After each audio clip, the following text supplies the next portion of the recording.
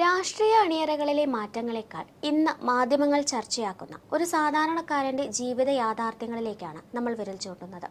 Kerala Congress Joseph വിഭാഗം നേതാവ് മോൻസ് ജോസഫിന്റെ ഓഫീസിലേക്ക് പുതിയ ജീവനക്കാരനായി അരുൺ എന്ന യുവാവ് എത്തിയതിനെ ചൊല്ലി രാഷ്ട്രീയ കോലാഹലങ്ങൾ സൃഷ്ടിക്കാനുള്ള ബോധപൂർവമായ ശ്രമങ്ങളാണ് ചില കോണുകളിൽ നടക്കുന്നത്.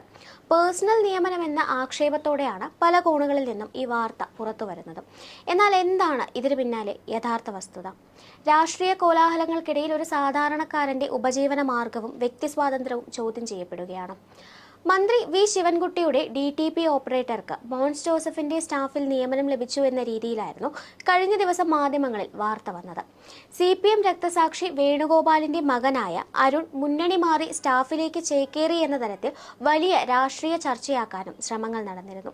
എന്നാൽ ഈ വാർത്തകളിൽ പറയുന്നത് പോലെ ഇതൊരു രാഷ്ട്രീയ സ്വാധീനമുള്ള പേഴ്സണൽ സ്റ്റാഫ് നിയമനമല്ല എന്നതാണ് യാഥാർത്ഥ്യം. അരുൺ ഒരിക്കലും മന്ത്രിയുടെ പേഴ്സണൽ സ്റ്റാഫിലെ രാഷ്ട്രീയ നിയമനമായിരുന്നില്ല.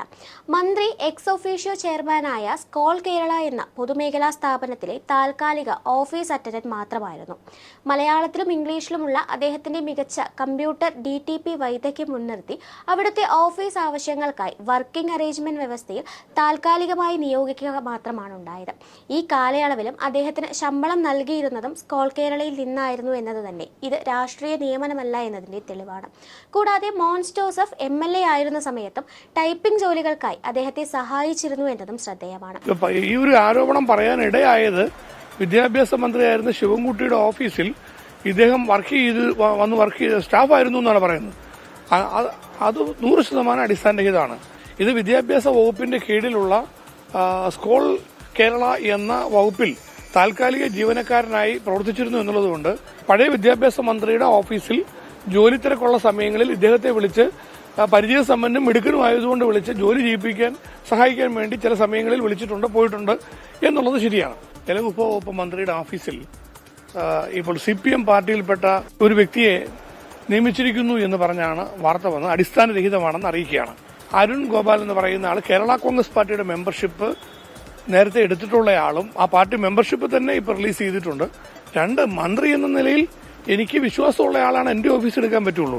5-ാം വയസ്സിൽ അച്ഛൻ നഷ്ടപ്പെട്ട് കടുത്ത സാമ്പത്തിക പ്രതിസന്ധികളോട് പോരാടിയാണ് അരുണിന്റെ കുടുംബം മുന്നോട്ട് പോയത്. കഴിഞ്ഞ 18 വർഷമായി തികച്ചും തുച്ഛമായ ഒരു വേതനത്തിലാണ് ഒരു താൽക്കാലിക ജോലിയിൽ അദ്ദേഹം തുടർന്നു പോകുന്നത്. ഇത്രയും കാലം കഴിഞ്ഞിട്ടും ജീവിത സാഹചര്യങ്ങളിൽ മാറ്റമില്ലാതെ വന്നപ്പോഴാണ് മെച്ചപ്പെട്ട വരുമാനത്തിനായി സ്വന്തമായൊരു DTP കേന്ദ്രം ആരംഭിക്കാനും മറ്റ് തൊഴിൽ സാധ്യതകൾ തേടാനും അദ്ദേഹം തീരുമാനിച്ചതും ജോലി രാജിവെച്ചതും.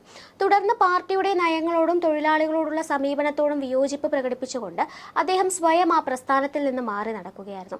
K. സുധാകരൻ, രമ എന്നിവരുൾപ്പെടെയുള്ള മുൻകാല പ്രമുഖ നേതാക്കൾ പാർട്ടി വിട്ട ചരിത്രമുള്ളപ്പോൾ ഒരു പ്രാദേശിക ഭാരവാഹിത്വം പോലും ഇല്ലാത്ത അരുൺ തന്റെ വ്യക്തിപരമായ സ്വാതന്ത്ര്യം ഉപയോഗിച്ചെടുത്ത ഒരു തൊഴിൽപരമായ തീരുമാനത്തെയാണ് ഇപ്പോൾ മാധ്യമങ്ങൾ വലിയ വിവാദമാക്കി മാറ്റുന്നത്.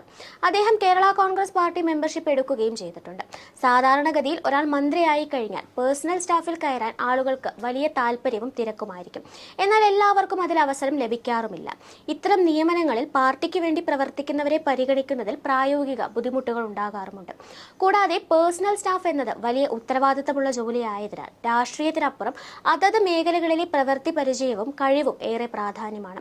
യൂത്ത് കോൺഗ്രസ് പ്രവർത്തകരാണ് ഈ പദവികളിലേക്ക് വരാൻ ഏറെ താല്പര്യമുള്ളവർ. അതുകൊണ്ട് തന്നെയാണ് ഈ വിഷയം ഇത്രയും വിവാദമായതും.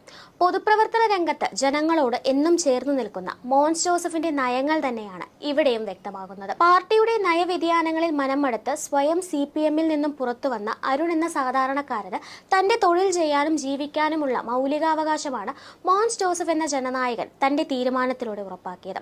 ഒരു പ്രാദേശിക നേതാവ് പോലും അല്ലാതിരുന്ന ഒരു യുവാവ് തന്റെ വ്യക്തി സ്വാതന്ത്ര്യം ഉപയോഗിച്ച് UDF-നെയും കേരള കോൺഗ്രസിന്റെയും ഭാഗമാകാൻ തീരുമാനിച്ചപ്പോൾ അദ്ദേഹത്തിന് രാഷ്ട്രീയ ഭേദമന്യേ അഭയം നൽകാൻ മോൻസ് ജോസഫ് തയ്യാറായി എന്നത് അദ്ദേഹത്തിന്റെ രാഷ്ട്രീയ ഔന്നത്യമാണ് കാണിക്കുന്നത്. വസ്തുതകൾ മനസ്സിലാകാതെയുള്ള ഇത്തരം കടന്നാക്രമണങ്ങളും വിവാദ പ്രചരണങ്ങളും നിലവിൽ ഈ യുവാവിനെ കടുത്ത മാനസിക സമ്മർദ്ദത്തിലേക്കാണ് തള്ളിവിട്ടിരിക്കുന്നത്. ഒരു കുടുംബത്തിന്റെ ഉപജീവന മാർഗത്തെ തകർക്കാനും മികച്ച രീതിയിൽ പ്രവർത്തിക്കുന്ന ഒരു ജനപ്രതിനിധിയുടെ ഓഫീസിനെ അപകീർത്തിപ്പെടുത്താനും ലക്ഷ്യമിട്ടുള്ള ഇത്തരം നിക്ഷിപ്ത രാഷ്ട്രീയ നീക്കങ്ങൾ ജനങ്ങൾ തിരിച്ചറിയുക തന്നെ ചെയ്യും. News desk, India mirror.